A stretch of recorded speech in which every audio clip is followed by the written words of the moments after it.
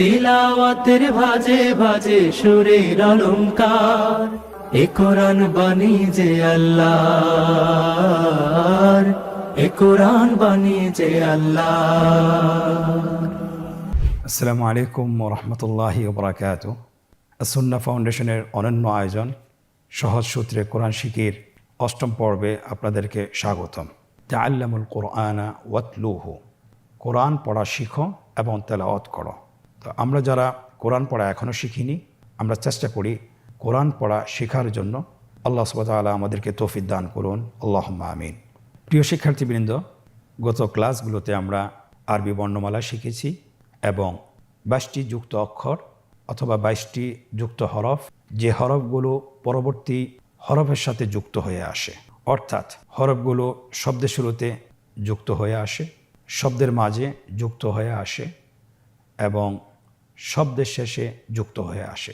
প্রিয় শিক্ষার্থীবৃন্দ, আজকে আমরা শিখব 60টি হরফ এমন রয়েছে যে হরফগুলো পরবর্তী শব্দের সাথে যুক্ত হয় না, কিন্তু শব্দের শেষে যুক্ত হয়। অর্থাৎ এই হরফগুলো শব্দের শুরুতে যুক্ত হয় না, শব্দের মাঝে যুক্ত হয় না, কিন্তু শব্দের শেষে যুক্ত হয়। হরফগুলো কি কি? আপনারা সকলে আমার সাথে বলুন। আলিফ, দাল, যাল, র, জা, ওয়াও, হামজা। এই 7টি হরফের মধ্যে 6টি হরফ শব্দের শেষে যুক্ত হয়ে আসে, কিন্তু এখানে একটি অক্ষর আছে, অক্ষরটি হলো হামজা, যে অক্ষরটি সংযুক্ত হয়ে আসে না, কিন্তু হরফের উপর অথবা নিচে লেখা থাকে। তাহলে আপনারা স্ক্রিনে একটু লক্ষ্য করুন। প্রথম হরফটি হলো আলিফ। আলিফের 3টি অবস্থান রয়েছে, আপনারা দেখছেন। আমরা উদাহরণটা নিয়ে এসেছি। শব্দের শুরুতে আলিফের অবস্থানের উদাহরণ আপনারা স্ক্রিনে দেখতে পাচ্ছেন। আলিফ, মিম, র। শব্দের মাঝের উদাহরণ র, হামজা, আলিফ, হামজা। শব্দের শেষের উদাহরণ সিন, মিম, আইন, নুন, আলিফ। 3টি অবস্থানকে একসাথে দেখানো হয়েছে। আলিফ, আলিফ, আলিফ। আলিফটি আমরা কিভাবে লিখব? আমরা জানি যে আরবি হরফ লিখতে হলে ডান দিক থেকে শুরু করতে হয়। তাহলে আপনারা স্ক্রিনে দেখতে পাচ্ছেন শব্দের শুরুতে আলিফ কীভাবে লিখবেন লেখা হয়েছে, শব্দের মাঝে আলিফ কীভাবে লিখবেন সম্পন্ন হয়েছে, শব্দের শেষে কীভাবে লিখবেন লেখা সম্পন্ন হয়েছে, এবং যুক্ত হরফের 3টি অবস্থান একসাথে লিখে দেখানো হচ্ছে। আলহামদুলিল্লাহ, লেখা সম্পন্ন হয়েছে। প্রিয় শিক্ষার্থীবৃন্দ, শব্দের শেষে 7টি হরফ যুক্ত হয়, তার মধ্যে থেকে একটি হরফ শেষ করেছি। আজকের দার্সের দ্বিতীয় হরফ হলো দাল। আমরা জানি এখানে 2টি অক্ষর আছে, দেখতে একই রকম, দাল এবং দাল, শুধুমাত্র নোক্তার পার্থক্য রয়েছে। কিন্তু এই 2টি হরফ কিভাবে লিখব আমরা? শব্দের মাঝে, শব্দের শুরুতে কিভাবে আসে, শব্দের মাঝে কিভাবে আসে, শব্দের শেষে কিভাবে আসে, আপনারা স্ক্রিনে দেখতে পাচ্ছেন। উদাহরণ সহকারে আমরা নিয়ে এসেছি। শব্দের শুরুতে দাল তার পূর্ণ রূপে আসে, কোনো ধরনের পরিবর্তন হয় না। আপনারা দেখতে পাচ্ছেন উদাহরণটি হলো দাল, ইয়া, নুন। শব্দের মাঝে দালের অবস্থান দেখুন, কোনো ধরনের আকৃতি পরিবর্তন হয়নি, শুধুমাত্র আগের সাথে সম্পৃক্ত হয়েছে। বা, দাল, মিম। শব্দের শেষে দালের অবস্থান একই রকম, দেখুন, ওয়াও, জিম, দাল। এবং এই হরফটির 3টি অবস্থান আমরা একসাথে নিয়ে এসেছি, আপনারা দেখতে পাচ্ছেন। দাল, দাল, দাল। শুধুমাত্র শেষের দুইটির অবস্থান পরিবর্তন হয়েছে, অর্থাৎ শব্দের মাঝে এবং শব্দের শেষে আগের সাথে সম্পৃক্ত করা হয়েছে, সেই চিহ্নটি রয়েছে। দাল হরফটি কিভাবে লিখতে হবে স্ক্রিনে লক্ষ্য করুন। দাল হরফটি লেখা সম্পন্ন হয়েছে। শব্দের মাঝে দাল কিভাবে আসে আপনি দেখতে পাচ্ছেন, লেখা সম্পন্ন হয়েছে। শব্দের শেষে দাল কিভাবে আসে, কিভাবে লিখতে হয় লক্ষ্য করুন, লেখা সম্পন্ন হয়েছে। 3টি হরফ আমরা একসাথে লিখছি, শব্দের শুরুতে, শব্দের মাঝে এবং শব্দের শেষে। দেখুন লেখা সম্পন্ন হয়েছে, আলহামদুলিল্লাহ।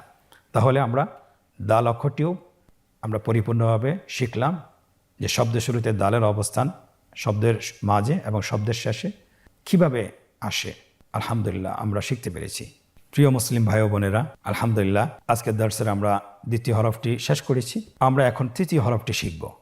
আপনারা দেখতে পাচ্ছেন তৃতীয় হরফটি সেম দ্বিতীয় হরফটির মতো। আপনারা স্ক্রিনে দেখতে পাচ্ছেন আমরা দালেরও শব্দের শুরুতে কিভাবে আসে এবং শব্দের মাঝে কিভাবে আসে এবং শব্দের শেষে কিভাবে আসে আপনারা দেখতে পাচ্ছেন স্ক্রিনে। আমরা উদাহরণগুলো বলছি। শব্দের শুরুতে দালের অবস্থান দাল, হা, বা। শব্দের শুরুতে দালটা পৃথক হয়ে আসে। শব্দের মাঝে দালটি যুক্ত হয়ে আসে, মিলে আসে, পৃথক হয়ে আসে না। আপনারা দেখতে পাচ্ছেন উদাহরণ হা, দাল, র। এমনিভাবে শব্দের শেষেও দাল হরফটি যুক্ত হয়ে আসে, পৃথক হয়ে আসে না। আপনারা স্ক্রিনে দেখতে পাচ্ছেন উদাহরণটি আমরা বলছি খ, দাল। তিনটি অবস্থান আপনারা একসাথে দেখতে পাচ্ছেন শেষের রোতে। একসাথে আপনারা বলুন দাল, দাল, দাল। দাল হরফটি কীভাবে লিখতে হবে? দালের মতোই সেম, শুধুমাত্র উপরে একটি নোক্তা বসাতে হবে অথবা একটি ফোঁটা বসাতে হবে। আপনারা স্ক্রিনে দেখতে পাচ্ছেন শব্দের শুরুতে দাল কিভাবে লেখা হয়, শব্দের মাঝে কিভাবে লেখা হয়, শব্দের শেষে কিভাবে লেখা হয় এবং তিনটা অবস্থান কিভাবে একসাথে লিখবেন সেটাও আপনারা দেখতে পাচ্ছেন। আলহামদুলিল্লাহ লেখা সম্পন্ন হয়েছে। প্রিয় মুসলিম ভাই বোনেরা, আমরা এখন চতুর্থ হরফটি শিখব। আপনারা দেখতে পাচ্ছেন স্ক্রিনে চতুর্থ হরফ এবং পঞ্চম হরফ দেখতে একই রকম, শুধুমাত্র নোক্তার পার্থক্য রয়েছে। হরফ দুটির নাম র এবং পঞ্চম হরফটির নাম জ্যা। র, জ্যা। র কীভাবে শব্দের শুরুতে আসে, শব্দের মাঝে আসে এবং শব্দের শেষে আসে উদাহরণসহ আপনারা দেখছেন। আমরা শব্দের শুরুর উদাহরণটি পড়ছি। আপনারা আমার সাথে বলতে পারেন র, জিম, জ্যা। শব্দের মাঝের অবস্থান ইয়া, র, ডাল। র এর অবস্থান শব্দের শেষে। আপনারা উদাহরণটি দেখছেন। আপনারা আমার সাথে বলুন শিন, হ্যাঁ, র। তিনটি অবস্থান একসাথে দেখতে পাচ্ছেন শেষের রোতে। আমরা একসাথে বলি র, র, র। আমরা এখন র হরফটি কীভাবে লিখতে হয় সেটা শিখব। র হরফটি খুব সহজ। আপনারা স্ক্রিনে দেখতে পাচ্ছেন শব্দের শুরুতে র লেখা হয়েছে, শব্দের মাঝের র লেখা হয়েছে, শব্দের শেষের র লেখা হয়েছে এবং তিনটি অবস্থানকে একসাথে করে লেখা হচ্ছে। আলহামদুলিল্লাহ সম্পন্ন হয়েছে। প্রিয় ভাই বোনেরা, আলহামদুলিল্লাহ আমরা যুক্তবর্ণ 4টি হরফ শিখে ফেলেছি। এখন আমরা শিখব পঞ্চম নাম্বার হরফটি। পঞ্চম নম্বর হরফটি হলো জ্যা। স্ক্রিনে আপনারা দেখতে পাচ্ছেন আমরা হরফটি শব্দের শুরুতে কিভাবে আসে, শব্দের মাঝে কিভাবে আসে, শব্দের শেষে কিভাবে আসে উদাহরণসহ আমরা নিয়ে এসেছি। আপনারা শব্দের শুরুর উদাহরণটি দেখুন, লেখা আছে জ্যা, ব্যা, র। শব্দের মাঝের উদাহরণটি দেখুন, আমার সাথে বলুন নুন, জ্যা, গইন। শব্দের শেষে জায়ের উদাহরণ আপনারা দেখতে পাচ্ছেন কাফ, নুন, জ্যা। কাফ, নুন, জ্যা। যা হরফটি কীভাবে লিখবেন স্ক্রিনে আপনারা দেখতে পাচ্ছেন। রয়ের মতো আগের হরফটি আমরা যেভাবে লিখেছি সেভাবে লিখব, শুধুমাত্র র হরফটির উপরে একটি ফোঁটা বসাবো। আপনারা দেখতে পাচ্ছেন শব্দ শুরুতে যা লেখা হয়েছে, শব্দের মাঝে লেখা হচ্ছে, শব্দের শেষে যা কিভাবে লিখতে হয় লেখা হচ্ছে এবং তিনটি অবস্থান একসাথে লেখা হয়েছে। আলহামদুলিল্লাহ। প্রিয় শিক্ষার্থীবৃন্দ, আলহামদুলিল্লাহ স্বল্প সময় আমরা যুক্ত হরফের 5টি হরফ সম্পন্ন করেছি। যে হরফগুলো শব্দের শুরুতে যুক্ত হয় না, শব্দের মাঝে যুক্ত হয়ে আসে না, কিন্তু শব্দের শেষে যুক্ত হয়ে আসে। 6 নম্বর হরফটি হলো ওয়াও। আপনারা একসাথে আমার সাথে বলুন ওয়াও। স্ক্রিনে লক্ষ্য করুন শব্দের শুরুতে ওয়াওয়ের অবস্থান, শব্দের মাঝে ওয়াওয়ের অবস্থান এবং শব্দের শেষে ওয়াও হরফটির অবস্থান উদাহরণ সহ দেওয়া আছে।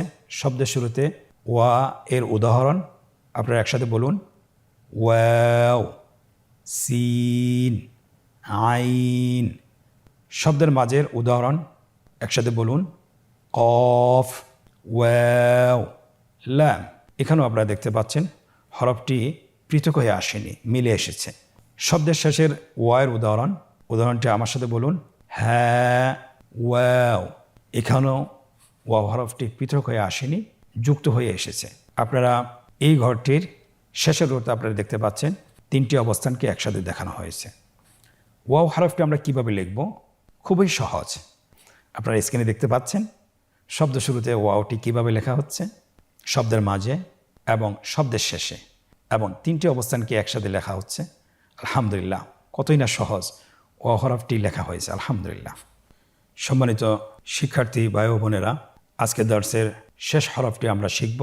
হরফটির নাম হলো হামজা। হামজা হরফটি যুক্ত হয়ে আসে না, কিন্তু হরফের উপরে অথবা নিচে লেখা থাকে। আপনারা স্ক্রিনে দেখতে পাচ্ছেন হামজা হরফটি শব্দের শুরুতে কিভাবে আসে, শব্দের মাঝে কিভাবে আসে, শব্দের শেষে কিভাবে আসে। উদাহরণসহ আপনারা দেখতে পাচ্ছেন শব্দের শুরুতে হামজার উদাহরণ আমার সাথে বলুন। হামজা বা তা। আপনারা দেখতে পাচ্ছেন আলিফের উপর হামজাটি লেখা আছে এবং সেটা পরবর্তী অক্ষরের সাথে যুক্ত হয়নি, পৃথক হয়ে আছে। শব্দের মাঝে হামজার উদাহরণ আপনারা স্ক্রিনে দেখতে পাচ্ছেন। উদাহরণটি আমার সাথে বলুন। ইয়া হামজা সিন। দেখুন হামজা হরফটি কিন্তু যুক্ত হয়ে আসেনি, একটি হরফের উপর লেখা হয়েছে। শব্দের শেষে হামজার উদাহরণ স্ক্রিনে দেখুন এবং আমার সাথে বলুন। নুন বা হামজা। 3টি অবস্থানকে একসাথে দেখানো হয়েছে। হামজা হামজা হামজা। হামজা হরফটি কিভাবে লিখবেন স্ক্রিনের দিকে লক্ষ্য করুন। শব্দের শুরুতে হামজা লেখা হচ্ছে, শব্দের মাঝে হামজা কিভাবে লিখতে হয় লেখা হচ্ছে, এবং শব্দের শেষে কিভাবে লিখতে হয় লেখা সম্পন্ন হয়েছে। 3টি অবস্থানকে একসাথে কিভাবে লিখতে হয় সেটাও লেখা সম্পন্ন হয়েছে। আলহামদুলিল্লাহ। প্রিয় ভাই ও বোনেরা, আলহামদুলিল্লাহ, আজকে দর্সের আমরা 7টি যুক্ত বর্ণ শিখেছি, যে হরফগুলো শব্দের শুরুতে যুক্ত হয়ে আসে না, শব্দের মাঝেও যুক্ত হয়ে আসে না, কিন্তু শব্দের শেষে যুক্ত হয়ে আসে।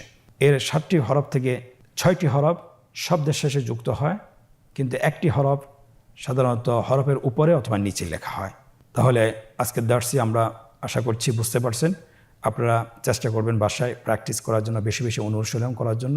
তাহলে কোরআন তেলাওয়াত করার সময় আমরা হরফগুলো সঠিকভাবে চিনতে পারবো এবং বুঝতে পারবো ইনশাআল্লাহ। এখন আমরা মজার একটি পর্বে প্রবেশ করছি। সেটা হলো যে আমরা কতটুকু শিখেছি অথবা কতটুকু আমরা হরফগুলো চিনেছি, সেটা পরীক্ষার মাধ্যমে আমরা নিজেদেরকে যাচাই করব। আপনারা স্ক্রিনে লক্ষ্য করুন, এখানে 3টি পর্ব রয়েছে। প্রথম পর্বে বলা হয়েছে নিম্নোক্ত শব্দাবলী থেকে হরফগুলো পৃথক করে লিখুন। আপনারা দেখছেন স্ক্রিনে এখানে অনেকগুলো শব্দ লেখা আছে। প্রত্যেকটি হরফকে শব্দগুলো থেকে পৃথক করে আপনাকে লিখতে হবে। তাহলে স্ক্রিনে লেখা হচ্ছে, আমিও বলছি, আপনারাও এটা আলাদা করে লিখুন, পৃথক করে লিখুন।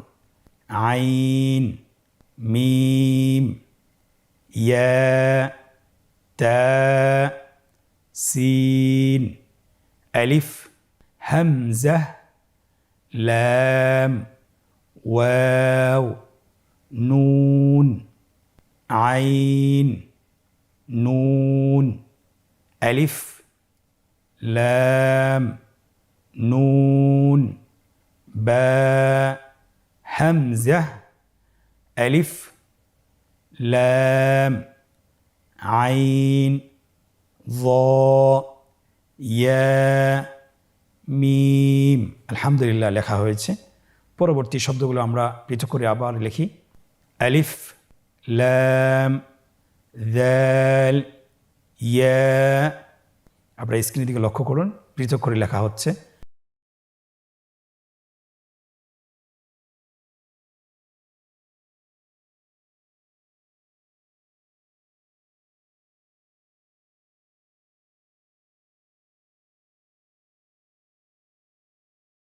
আলহামদুলিল্লাহ, আমরা প্রথম পর্বটি শেষ করেছি।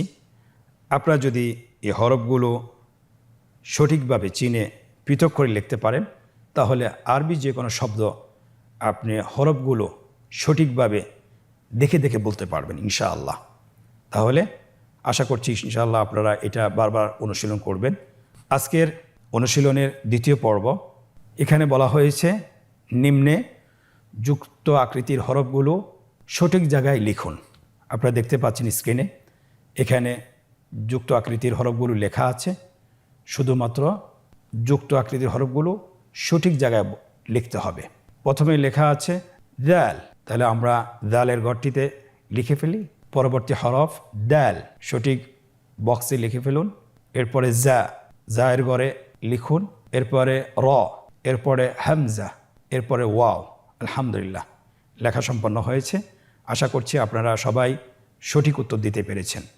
আজকের অনুশীলনের তৃতীয় পর্ব আপনারা স্ক্রিনে দেখতে পাচ্ছেন। নোক্তা দিয়ে যুক্ত আকৃতির হরফ তৈরি করুন। এখানে বাংলায় উচ্চারণ লেখা আছে, শুধুমাত্র সে অনুযায়ী আপনারা নোক্তা দিয়ে যুক্ত আকৃতির হরফ তৈরি করবেন। ডান দিক থেকে আমরা শুরু করি। এখানে লেখা আছে বা। আপনারা সবাই জানেন বায়ের নোক্তা উপরে না নিচে?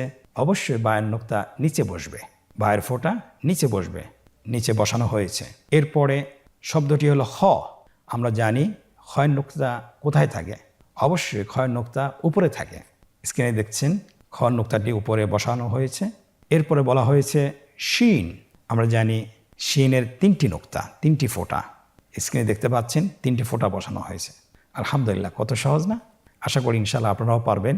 আপনারা যদি প্রত্যেক দিন 10 থেকে 15 মিনিট করে এই ভিডিওগুলো দেখেন এবং ভিডিওর সাথে আপনারা চর্চা করেন এবং পাশাপাশি যদি অনুশীলনগুলো করেন, তাহলে আশা করছি ইনশাআল্লাহ আরবি হরফ চিনতে আর কখনোই আপনার কষ্ট হবে না।